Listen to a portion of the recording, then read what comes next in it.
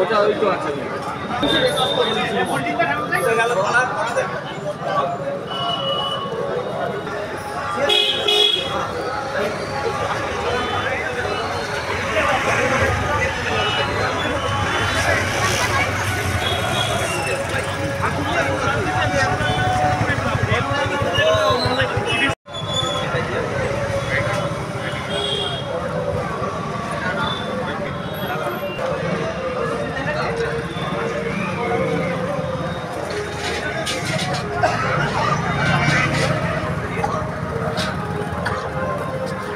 মামু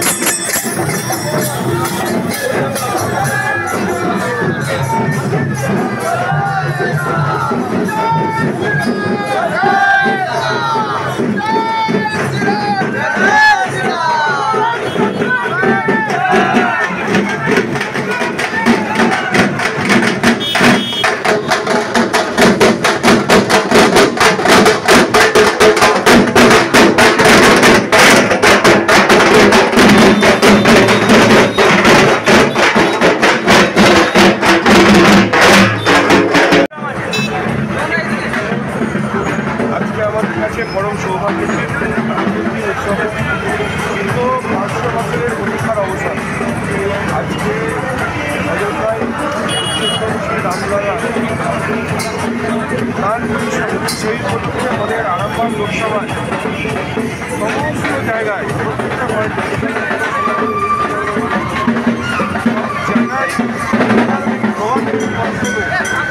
পুজো আজাদ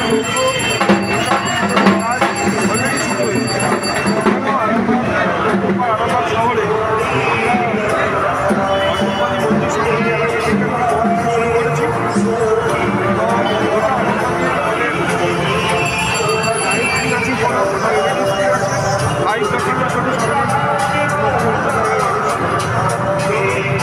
প্রায় 8,000 লোকের ব্যবস্থা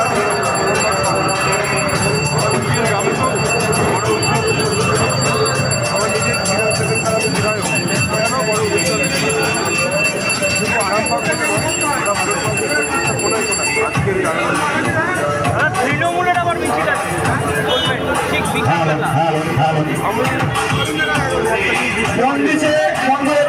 এর মধ্যে আজকের দিনটা আমাদের সকল হিন্দু মানুষের কাছে একটা খুব ভালো দিন। সেখানেও যদি রাজনীতি সচেতন করতে চায় মানুষ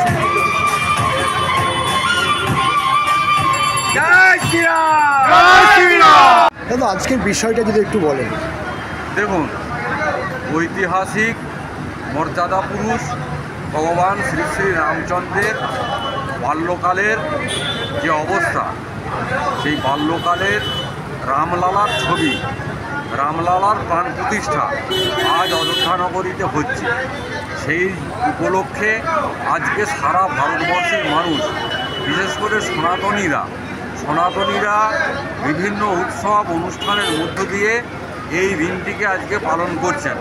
তারই অঙ্গ হিসাবে আরামবাগ সাংগঠনিক জেলার পক্ষ থেকে বর্ণাঢ্য শোভাযাত্রা হবে, গীতা পাঠ হবে এবং আপনারা দেখতে পাচ্ছেন যে বজরংবলী মন্দিরে 24 নম্বর রুটে সেখানেতে যে বজরংবলী মন্দির রয়েছে, সেই মন্দিরে সকাল থেকে পূজা অর্চনা শুরু হয়েছে।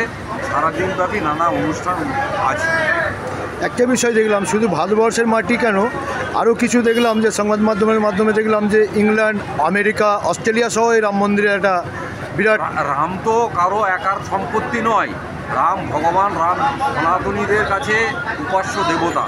সেই কারণে শুধু ভারতবর্ষ নয়, ভারতবর্ষের গণ্ডি ছড়িয়ে সারা পৃথিবীর দিকে দিকে রাম অনুগামীরা, রাম ভক্তরা, সনাতনীরা তার পূজাপাঠ করছেন, বিভিন্ন উৎসবের মধ্য দিয়ে আজকের দিনটি পালন করছেন এবং ধর্মীয় অনুষ্ঠান, ধর্মীয় কাজকর্ম তারা করছেন।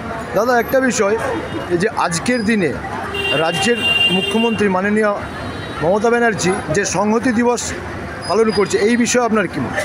দেখুন, সংহতি পশ্চিমবঙ্গের বুকে রয়েছে। নতুন করে আজকে যারা রাম ভক্ত, আজকে যারা রামের অনুগামী, যারা আজকে সনাতনী, তাদের বাধা দেওয়ার জন্যই আজকের এই দিনটাকে বিশেষ করে বেছে নেওয়া হয়েছে।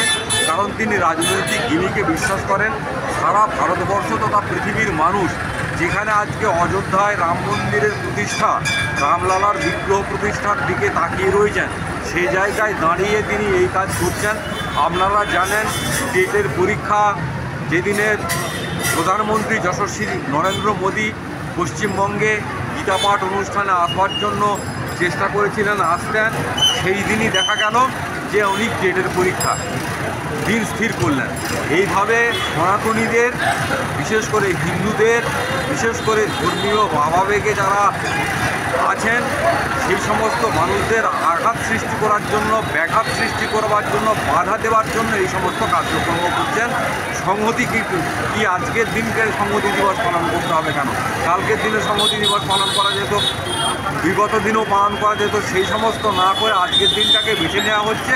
আসলে ভারতীয় জনতা পার্টির নেতৃত্বাধীন সংগঠন তাদের আজকে যে হিন্দু ধর্মাবলম্বী মানুষ সনাতনীরা, তাদের বাধা দেওয়ার জন্য এটা একটা কৌশল ছাড়া অন্য কিছু।